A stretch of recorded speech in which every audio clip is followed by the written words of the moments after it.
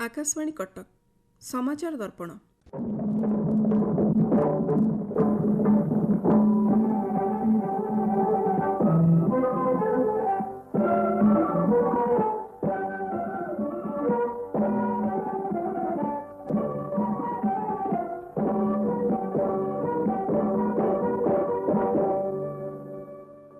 चलित सप्ताह देश पाई सबुठारु गौरवमय अवसर थिला 78तम स्वाधीनता दिवस। चलित वर्ष स्वाधीनता दिवसर वार्ता रही विकसित भारत आट 2047।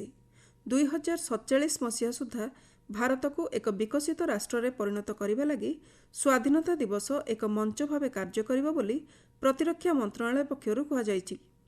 एथिपाई आयोजित कार्यक्रम मध्य जन भागीदारी को प्रोत्साहित करा जाई युव जनजाति संप्रदाय कृषक महिला एवं सरकारी योजना सहायतार विभिन्न क्षेत्र में उत्कर्ष लाभ करिथिबा व्यक्तिविशेषों समेत प्राय 6000 स्वतंत्र अतिथि को निमंत्रण करा जायथिला। एही गौरवमय अवसर में नुआदिल्लीर ऐतिहासिक लालकिल्ला रे जातीय पताका उत्तोलन करी प्रधानमंत्री नरेंद्र मोदी कहिथिले 2047 मसीहा सुधा विकसित भारत गठनर स्वप्न को साकार करने पाई सरकार संकल्पबद्ध। एही संकल्प रे देशवासी स्वप्न प्रतिफलित होउछि। विज्ञान कृषि निर्माण तथा न्यायिक क्षेत्र समेत अन्यान्य क्षेत्र में केतेक संस्कारमूलक पदक्षेप नेबा लगी जनसाधारण सरकार को परामर्श देथिबा से कहिथिले एवं देश गठन में युववर्ग महिला और कृषकंकर गुरुत्वपूर्ण भूमिका संपर्क में आलोकपात करथिले। प्रधानमंत्री कहिथिले सेमीकंडक्टर उत्पादन क्षेत्र में विश्वर एक अग्रणी राष्ट्र हेबा नहीं भारत प्रतिश्रुतिबद्ध। सेहिभଳି गेमिंग और डिजाइन समेत विभिन्न क्षेत्र में भारत को विश्वस्तर में स्थापित करने पाई नूतन प्रजुक्ति विद्यार आवश्यकता रही। आर्थिक क्षेत्र में सरकार समयोचित पदक्षेप जोगु समग्र देश में 10 कोटी ऊर्ध्व स्वयं सहायक गोष्ठी को आर्थिक सहायता प्रदान करा जायथिबारु महिला माने स्वावलंबी होई परिछंती। वोकल फॉर लोकल आह्वान देशर अर्थनैतिक अभिवृद्धिर मंत्र पलटिछि बोली प्रधानमंत्री कहिथिले। अपरपक्षरे समाजरे घटुथिबा महिला विरोधी हिंसा और अपराध को नहीं चिंता प्रकट करने सह अपराधी मानकु त्वरित दंडविधान हेबा उचित बोली प्रधानमंत्री कहिथिले। भुवनेश्वर में राज्यस्तरीय स्वाधीनता दिवस कार्यक्रम में मुख्यमंत्री मोहन चरण माझी जातीय पताका उत्तोलन करने सह सम्मिलित परेड रे अभिवादन ग्रहण करथिले। एही अवसर में मुख्यमंत्री कहिथिले राज्यर विकास पई अनेक पदक्षेप ग्रहण करा जाउछि। एही क्रम में खाली पड़िथिबा 1.5 लाख सरकारी पदवी पूरण करा जिवो। एहा सहित आगामी 5 वर्ष रे राज्यर युवक और युवती मानक पई नियुक्ति क्षेत्र में व्यापक सुजोग सृष्टि पई प्रयास करा जाउछि। शिक्षा स्वास्थ्य शिल्पायन नियुक्ति दक्षता विकास एवं गरीब कल्याण योजनार सुफल प्रकृत हिताधिकारी पाखरे पहुंचाइबाकू आनुषंगिक पदक्षेप ग्रहण करा जाउछि।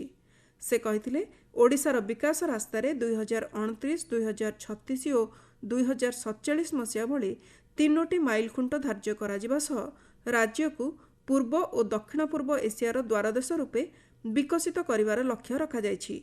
एथिपाई 480 किलोमीटर सुदीर्घ बेलाभूमिर विनियोग करी बंदर और बंदर भित्तिक शिल्पर विकास पई कार्यक्रम प्रस्तुत करा जाउछि।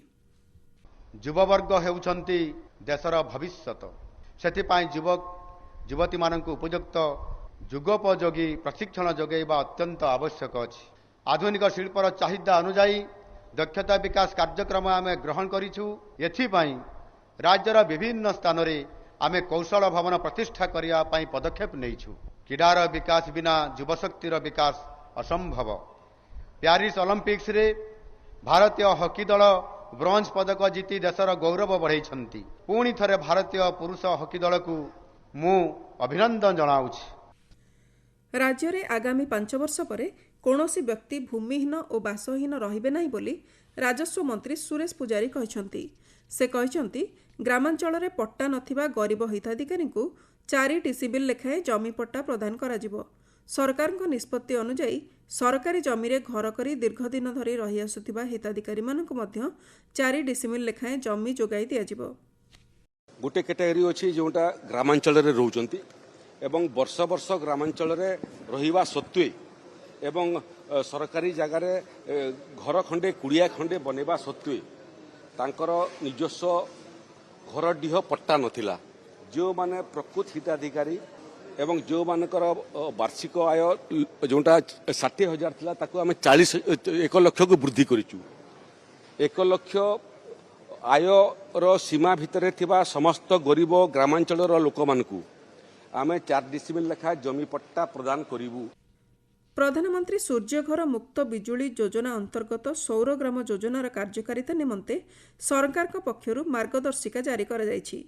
ନୂତନ ଏବଂ ନବୀକରଣ ଶକ୍ତି ମନ୍ତ୍ରଣାଳୟ ପକ୍ଷରୁ ଏହି ଯୋଜନାରେ ସାରା ଦେଶରେ ପ୍ରତ୍ୟେକ ଜିଲ୍ଲାରୁ ଗୋଟିଏ ଲେଖାଏଁ ଆଦର୍ଶ ସୌରଗ୍ରାମ ପ୍ରସ୍ତୁତି ଉପରେ ଗୁରୁତ୍ୱ ପ୍ରଦାନ କରାଯାଇଛି।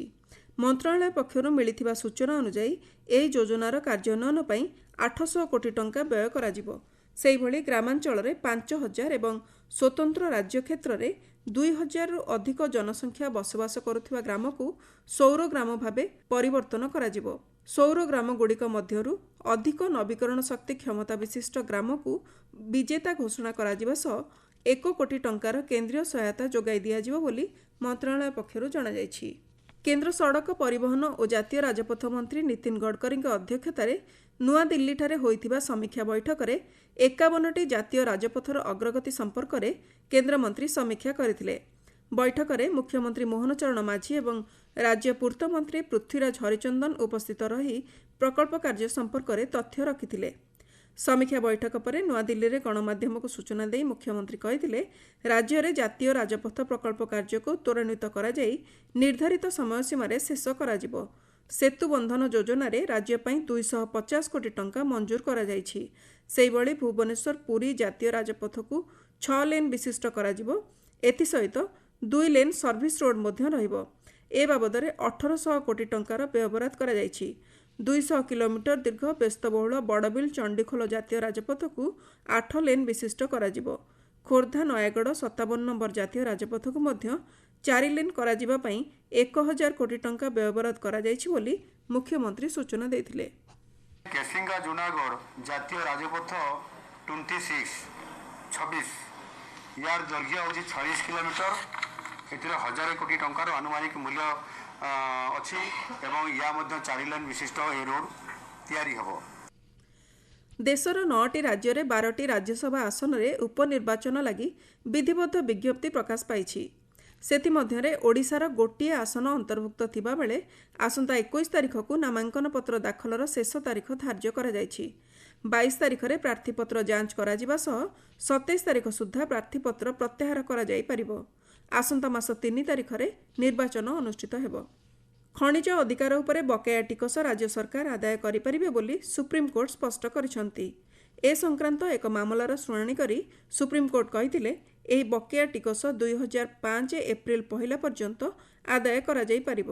ସୂଚନାଯୋଗ୍ୟ, ଖଣି ଓ ଖଣି ବିକାଶ ଓ ନିୟନ୍ତ୍ରଣ ଆଇନ 1957 ଅନୁଯାୟୀ ଖଣିଜ ଅଧିକାର ଉପରେ ଟିକସ ଆଦାୟ କରିବାର କ୍ଷମତା ରାଜ୍ୟର ରହିଥିବା ସଂକ୍ରାନ୍ତ ରାୟ ଗତ ମାସ 25 ତାରିଖରେ ସୁପ୍ରିମକୋର୍ଟ ପ୍ରଦାନ କରିଥିଲେ। ତେବେ ଏହି ରାୟ ଆଧାରରେ ସୁପ୍ରିମକୋର୍ଟ ଗତ 14 ତାରିଖରେ ବକେୟା ଆଦାୟ ଟିକସର ସମୟସୀମା ଧାର୍ଯ୍ୟ କରିଛନ୍ତି। ହଜ୍ 2025 ପାଇଁ ଆବେଦନ ଆହ୍ୱାନ କରାଯାଇଛି। ଆସନ୍ତା ମାସ 9 ତାରିଖ ପର୍ଯ୍ୟନ୍ତ ଏଥିପାଇଁ ସମୟସୀମା ଧାର୍ଯ୍ୟ କରାଯାଇଛି। ସଂଖ୍ୟାଲଘୁ ବ୍ୟାପାର ମନ୍ତ୍ରୀ କିରଣ ରିଜିଜୁ ଏବଂ ବିଭାଗୀୟ ରାଷ୍ଟ୍ରମନ୍ତ୍ରୀ ଜର୍ଜ କୁରିଆନ୍ ନୂଆଦିଲ୍ଲୀଠାରେ ଏହି କାର୍ଯ୍ୟକ୍ରମର ଶୁଭାରମ୍ଭ କରିଥିବା ବେଳେ ଶ୍ରୀ ରିଜିଜୁ କହିଥିଲେ, ହଜ୍ 2025 ପାଇଁ ସାଉଦି ଆରବ ଭାରତକୁ 1,75,000ରୁ ଅଧିକ କୋଟା ଆବଣ୍ଟନ କରିଛି। ହଜ୍ କମିଟି ଅଫ୍ ଇଣ୍ଡିଆର ୱେବସାଇଟ୍ ସହ ପ୍ରଥମ ଥର ପାଇଁ ପ୍ରଚଳନ ଆରମ୍ଭ ହୋଇଥିବା ହଜ୍ ସୁବିଧା ଆପ୍ ମାଧ୍ୟମରେ ଆବେଦନ କରାଯାଇପାରିବ ବୋଲି ମନ୍ତ୍ରୀ ଶ୍ରୀ ରିଜିଜୁ କହିଥିଲେ। ରାଜ୍ୟର ମୁସଲମାନ ଭାଇ ଭଉଣୀମାନେ ଅଧିକ ତଥ୍ୟ ଜାଣିବା ନିମନ୍ତେ ରାଜ୍ୟ ହଜ୍ କମିଟି କାର୍ଯ୍ୟାଳୟକୁ ଫୋନ୍ ମାଧ୍ୟମରେ ଯୋଗାଯୋଗ କରିପାରିବେ। ମୋବାଇଲ୍ ନମ୍ବରଗୁଡ଼ିକ ହେଲା 7008 860237 କିମ୍ବା 9861 967 100 ବୋଲି କମିଟିର କାର୍ଯ୍ୟନିର୍ବାହୀ ଅଧିକାରୀ ପୂର୍ଣ୍ଣଚନ୍ଦ୍ର ମିଶ୍ର କହିଛନ୍ତି। ପିଏମ୍ ପୋଷଣ ଯୋଜନା ଅଧୀନରେ ଚାଉଳ ପରିବହନ ଏବଂ ବିତରଣ ବ୍ୟବସ୍ଥାରେ ଦେଖାଯାଇଥିବା ଅସଙ୍ଗତିକୁ ଦୂର କରିବା ଲାଗି ସରକାରଙ୍କ ପକ୍ଷରୁ ପଦକ୍ଷେପ ଗ୍ରହଣ କରାଯାଇଛି। ଚାଉଳ ଯୋଗାଣ ସମୟରେ ବିଭାଗୀୟ ଅଧିକାରୀ ବିତରଣ ଚାଲାଣକୁ ଯାଞ୍ଚ କରିବେ। ଏଥିପାଇଁ ଏକ ସ୍ୱତନ୍ତ୍ର ମାର୍ଗଦର୍ଶିକା ଜାରି କରାଯାଇଛି। ଖାଦ୍ୟ ଯୋଗାଣ ନିଗମଠାରୁ ନିଜସ୍ୱ ପରିବହନ ମାଧ୍ୟମରେ ନିୟୋଜିତ ସଂସ୍ଥା ପୋଷଣଯୁକ୍ତ ଚାଉଳ ସଂଗ୍ରହ କରି ସିଧାସଳଖ ସମ୍ପୃକ୍ତ ବିଦ୍ୟାଳୟରେ ପହଞ୍ଚାଇବାକୁ ନିର୍ଦ୍ଦେଶ ଦିଆଯାଇଛି। राज्यକୁ आसंता सेप्टेम्बर सुधा 5टी महाबଳ बाघ आसिबे बोली वन्यप्राणी प्रधान मुख्य वन संरक्षक सुशांत नंद कहते। से कहते बरगड़र डेब्रिगड़े 3टी और शिमिलीपाଳରେ 2टी महाबळ बाघ छड़ाଯିବ। एथिपाई बाघ चिह्नट करा जाई आईनगत प्रक्रिया शेष होईछि। सेहिभଳି चलित मास शेष सुधा एनिमल एक्सचेंज प्रोग्राम रे आलिपुर चिड़ियाखानारू नंदनकानन प्राणी उद्यान को 2टी जिराफ अणाजिବ बोली श्री नंद सूचना ଦେଇଛନ୍ତି। प्रधानमंत्री नरेंद्र मोदी गत 15 तारिख में नुआदिल्ली रे प्यारिस ओलंपिक्स रे भारत पक्षर भाग नहीं खेलाड़ी मानू साक्षात करिसेंति। एही अवसर में प्रधानमंत्री कहते प्यारिस ओलंपिक्स रे भारतीय खेलाड़ी माने उन्नत मानर प्रदर्शन करिसेंति। लक्ष्य हासिल पई निरंतर प्रयास एवं नूतन स्वप्न सह आगक बढ़िबाकू हेबो। प्रधानमंत्री पारा ओलंपिक्स खेलाड़ी मानकर मध्य सफलता कामना करिसेंति। प्यारिस ओलंपिक्स ब्रोंज पदक विजेता भारतीय हॉकी दलर सदस्य अमित रोहिदास गत 16 तारिख में ओडिशा फेरिबा परे भुवनेश्वर विमानबंदर में राज्य सरकार पक्षरु तांको स्वागत संबर्धना दिया जायथिला। मुख्यमंत्री मोहन चरण माझी को अमित लोकसेवा भवन में साक्षात करथिले। मुख्यमंत्री तांको पुष्पगुच्छ और उपढौकन दे संबर्धित करने सह अमित राज्य पई गर्व और गौरव आगामी दिन में भारत ओलंपिक्स रे स्वर्ण पदक जीतिबा नै राज्य सरकार समस्त प्रकार सहयोग करिवे बोली मुख्यमंत्री कहिथिले। चलित मास 19 और 26 तारिख में भुवनेश्वर यूनिट 5 स्थित मुख्यमंत्री अभियोग प्रकोष्ठ में जन अभियोग शुणाणी कार्यक्रम बंद रहिबो। एही 2 दिन सरकारी छुट्टी थिबारु शुणाणी बंद रहिबो बोली साधारण प्रशासन और साधारण अभियोग विभाग पक्षरु कुहा जायछि। जोगेश बहादुर खुरानिया राज्य पुलिस महानिर्देशक भाव नियुक्ति पाइछन्ति। गृह विभाग पक्षरु जारी विज्ञप्ति अनुसार श्री खुरानिया 1990 बैचर ओडिशा कैडर भारतीय पुलिस प्रशासनिक सेवा अधिकारी। एहा पूर्वरु से बीएसएफ रो स्वतंत्र महानिर्देशक भाव नुआदिल्ली रे नियुक्त थिले। तांकर कार्यकाल मध्यरे से राज्यर नयागढ़, जाजपुर, राउरकेला, मयूरभंज और गंजाम रो आरक्षी अधीक्षक तथा ब्रह्मपुर और संबलपुर रो डीआईजी भाव मध्य कार्य तुलाइछन्ति। ओडिशा विश्वविद्यालय संशोधन आईन 2020 रे थिबा असंगति गुड़िकु आईनगत और नियामक ढांचा अनुଯାयी परिवर्तन करने केंद्र शिक्षा मंत्री धर्मेंद्र प्रधान परामर्श देइछन्ति। मुख्यमंत्री मोहन चरण माझी को एने एक पत्र माध्यम से अनुरोध करी कहिछन्ति ओडिशा रे शिक्षार सर्वोच्च मानदंड को बजाय रखिबा पई एभली संशोधन गुरुत्वपूर्ण। राज्यर शिक्षाविद एवं शिक्षानुष्ठान गुड़िकर विश्वसनीयता को बजाय रखिबा पई एही संशोधित आईनर पुनर्विचारर आवश्यकता रहिछि बोली मंत्री श्री प्रधान तांका चिट्ठी रे उल्लेख करिसन्ति। एही विषय को गुरुत्वर सह ग्रहण करी आवश्यक पदक्षेप नेबाकू मंत्री श्री प्रधान मुख्यमंत्री हस्तक्षेप लोड़िछन्ति। उन्नत ज्ञानकौशल एवं कृत्रिम बुद्धिमत्ता प्रचलन देशर आईटीआई गुड़िकरे शिक्षा व्यवस्थार पुनर्विचार करिबारे साहाय्य करिबो बोली केंद्र दक्षता विकास मंत्री जयंत चौधरी कहिसन्ति। से कहते आसंता वर्ष देशर आशानुरूप जीडीपी अभिवृद्धि लक्ष्य हासिल पई कृत्रिम बुद्धिमत्ता व्यवस्थार उपयोग लक्ष्य छात्र छात्री को प्रस्तुत करने आवश्यक। चलित शिक्षा वर्षरू 15टी जातीय दक्षता प्रशिक्षण अनुष्ठान रे एआई प्रोग्रामिंग असिस्टेंट पाठ्यक्रम प्रचलन सह 10,000 रु अधिक छात्र छात्री को एथिरे सामिल करने लक्ष्य रखा जाइछि। ए ज्ञानकौशल पई प्रशिक्षकंकर आवश्यकता उपर मध्य से गुरुत्व प्रदान करथिले। जातीय संस्थागत रैंकिंग फ्रेमवर्क सामग्रिक वर्ग में राज्यर 3टी शिक्षानुष्ठान स्थान पाइछन्ति। एथिरे एनआईटी राउरकेला 34तम स्थान रे रहिछि।